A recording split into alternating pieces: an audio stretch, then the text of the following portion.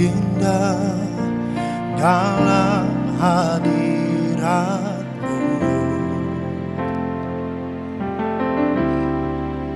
Rasakan kasih dan anugerah-Mu, Tuhan, mengalir memenuhiku. Itu yang selalu ku rindu, memuji menyembah-Mu, oh Tuhan. Saat indah bersama-Mu, itu yang selalu ku rindu, menikmati Engkau dalam hadirat-Mu. Kaulah dambaan hidupku, Kaulah satu di hatiku. Ku ingin Kau lebih dari segalanya.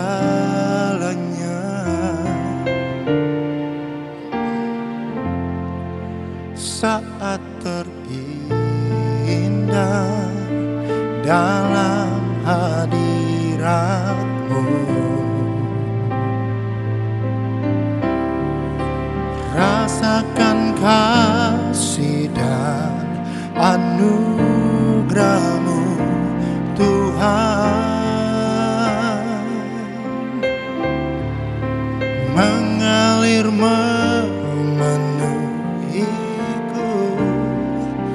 Itu yang selalu ku rindu, memuji menyembah-Mu, oh Tuhan. Saat indah bersama-Mu, itu yang selalu ku rindu, menikmati Engkau dalam hadirat-Mu.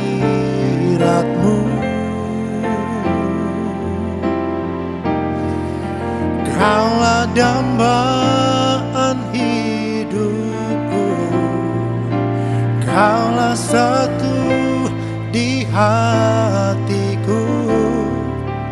Ku ingin Kau lebih dari segalanya.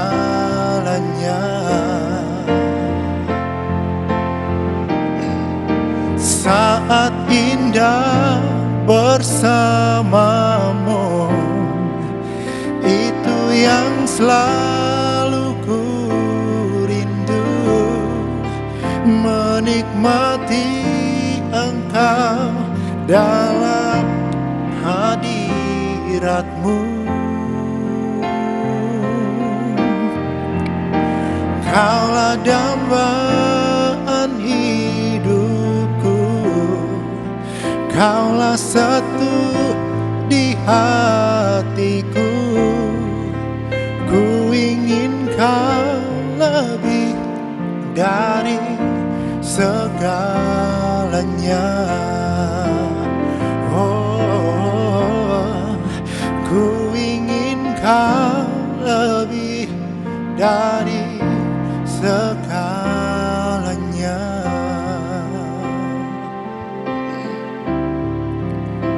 Lebih dari segalanya Tuhan, ku ingin Kau lebih dari segalanya yang ada di dunia ini. Anugerah-Mu Tuhan dalam hidupku. Terima kasih Tuhan atas anugerah-Mu yang terus mengalir dalam hidupku dan keluargaku. Terima kasih Tuhan karena Engkau, Roh-Mu yang ada dalam hidupku menuntunku sampai hari ini. Terima kasih Bapa buat tuntunan-Mu sampai detik ini dalam hidupku. Haleluya, ku sangat bersyukur padamu Tuhan. Ku sangat menikmati hadirat-Mu Tuhan setiap hari. Terima kasih Bapa. Terima kasih Tuhan. Yesus, Engkaulah permata hatiku. Dunia tak dapat menggantikan-Mu. Kemuliaan-Mu tercurah bagiku, menjadikanku indah dan semakin indah bagimu.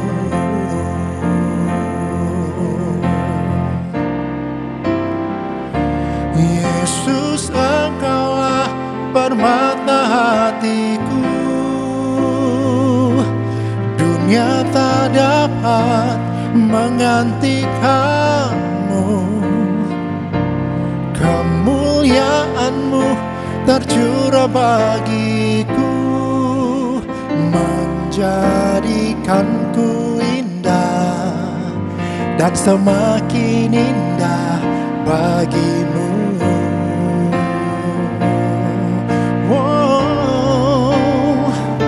Yesus, Engkaulah permata hatiku. Dunia tak dapat menggantikan-Mu. Kemuliaan-Mu tercurah bagiku, menjadikanku indah dan semakin indah bagimu. Menjadikanku indah dan semakin indah bagimu. Biarkan ku indah di hadapan-Mu ya Bapa. Haleluya. Amin. Yesus adalah solusi untuk setiap masalah kita. Satu hari ada seorang anak muda yang umurnya kurang lebih 25 tahun. Dia murung, sedih karena begitu banyak masalah, persoalan yang silih berganti datang dalam hidupnya dia. Dan semakin hari dia semakin murung, semakin sedih. Dan kemudian tiba-tiba di dalam hatinya timbul satu keinginan untuk dia berjalan-jalan di satu pinggir telaga. Kemudian berangkatlah dia ke sana dan dia berjalan keliling telaga itu. Sembari dia berjalan keliling, dia berpikir di dalam hatinya, kenapa masalah-masalah ini datang terus-menerus, gak pernah selesai. Dan sementara dia berpikir, sementara dia berjalan, tiba-tiba dia dikagetkan oleh suara dari seorang tua yang ada di sekitar situ, yang memanggil dia, "Hai anak muda, kamu lagi ngapain di sini?" Kemudian anak muda ini menjawab bahwa saya sedang memikirkan tentang masalah-masalah yang begitu banyak yang datang bertubi-tubi di dalam kehidupan saya. Rasa-rasanya orang-orang lain yang ada di sekeliling yang saya lihat mereka tidak punya masalah seperti saya. Masalah saya terlampau berat, terlampau susah, terlampau sulit.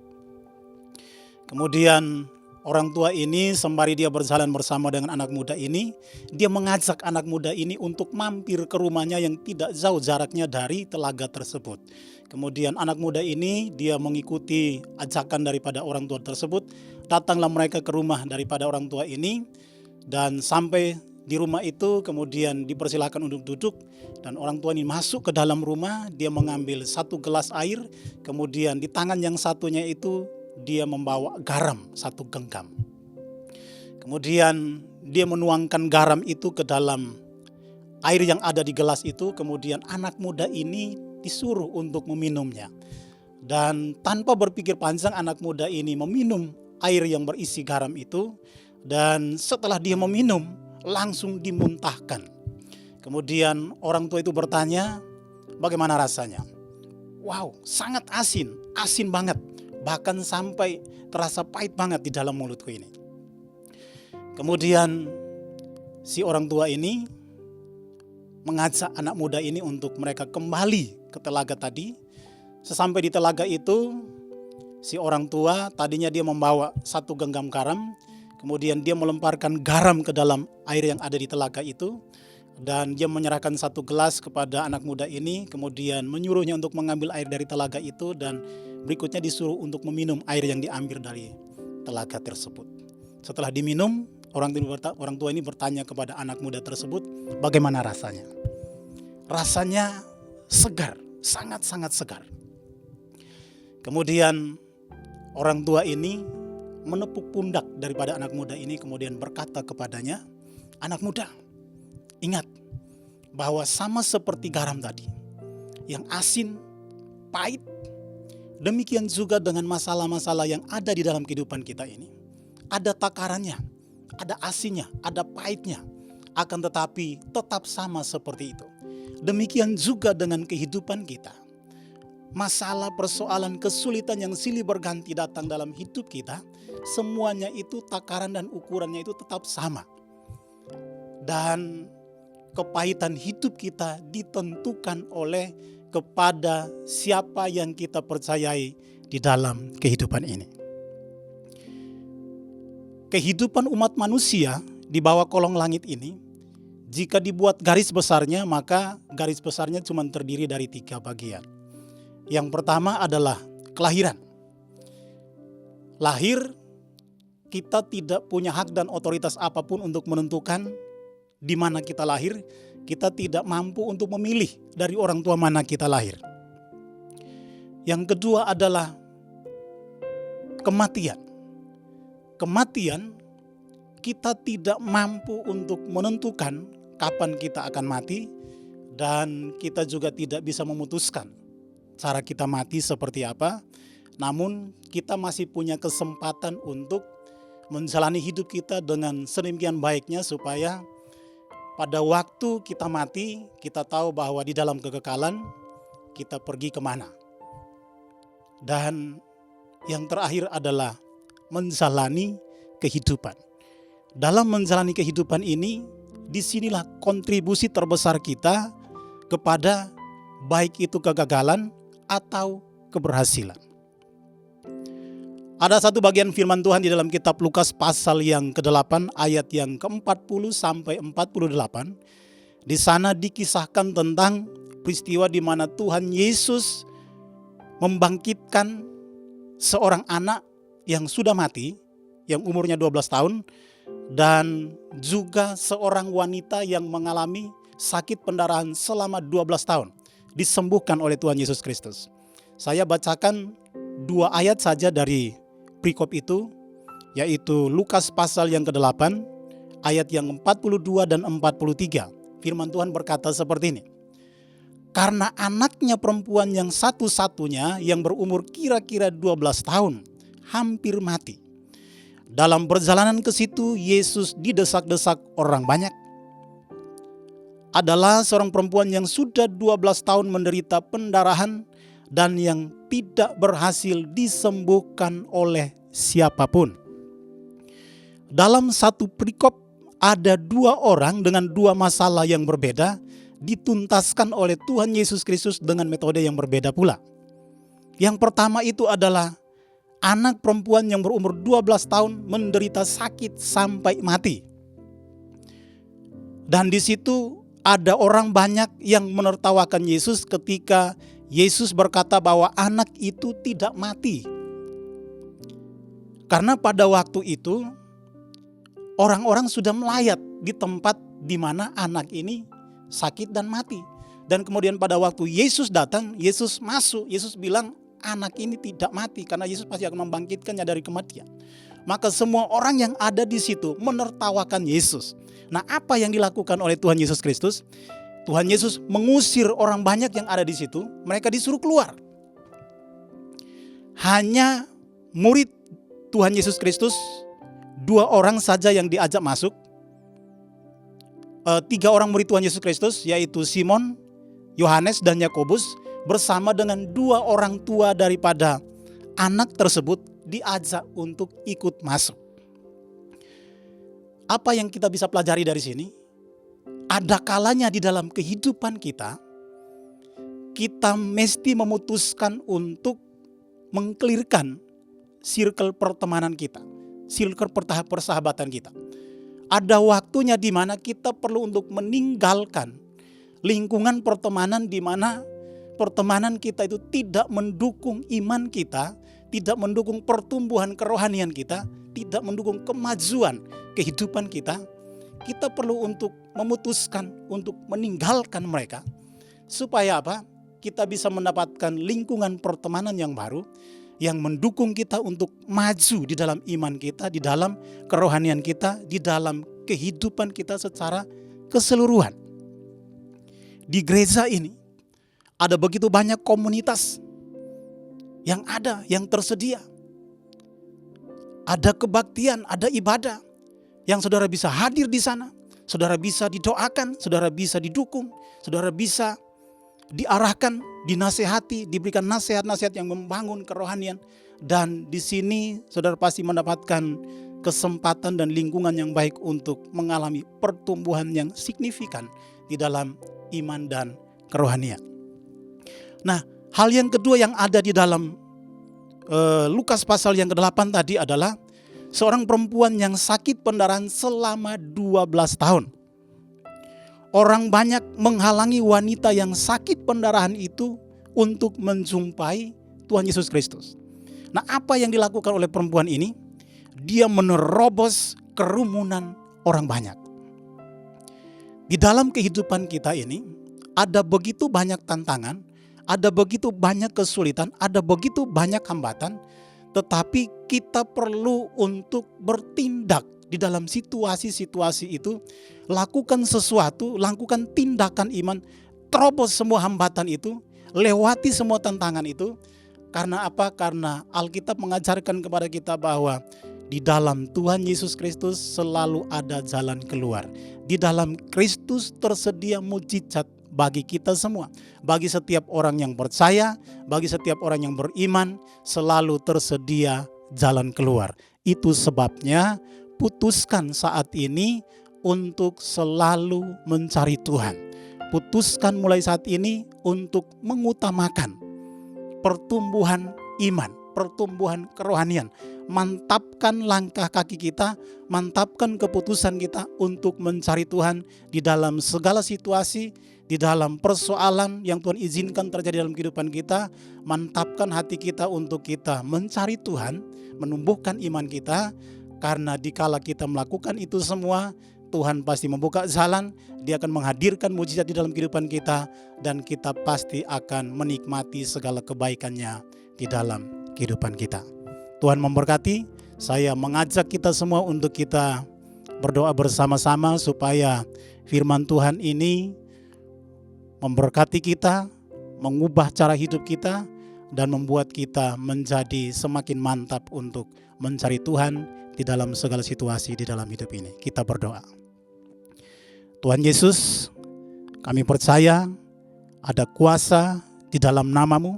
Kami percaya ketika kami datang kepadamu, Engkau akan membuka jalan bagi kami semua. Itu sebabnya berdoa memberkati semua umat-Mu, semua jemaat-Mu. Berkati mereka satu persatu di dalam nama Yesus Tuhan. Berdoa ya Tuhan, bukakan pintu-pintu bagi mereka. Bukakan jalan keluar bagi mereka Tuhan. Singkapkan rahasia-Mu bagi mereka ya Tuhan. Dan Tuhan menyertai, Tuhan menopang, Tuhan memelihara. Dan lakukan yang paling terbaik ya Tuhan bagi setiap umat-Mu ya Tuhan. Supaya mereka selalu mengucap syukur karena perbuatan yang ajaib dan gagah perkasa yang Engkau lakukan di dalam kehidupan mereka. Mulai saat ini sampai selama-lamanya. Berkati mereka di dalam pekerjaan, di dalam usaha, di dalam rumah tangga, di dalam kehidupan pribadi mereka. Tuhan memberkati berlimpah-limpah hanya di dalam nama Tuhan Yesus Kristus. Haleluya. Amin.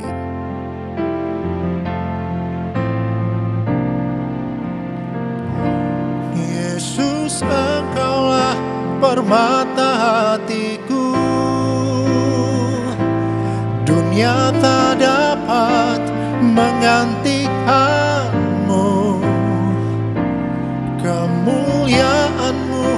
tercurah bagiku, menjadikanku indah dan semakin indah bagimu. Wow, Yesus, Engkaulah permata hatiku. Dunia tak dapat menggantikanmu. Kemuliaan-Mu tercurah bagiku, menjadikanku indah dan semakin indah bagimu. Menjadikanku indah dan semakin indah bagimu.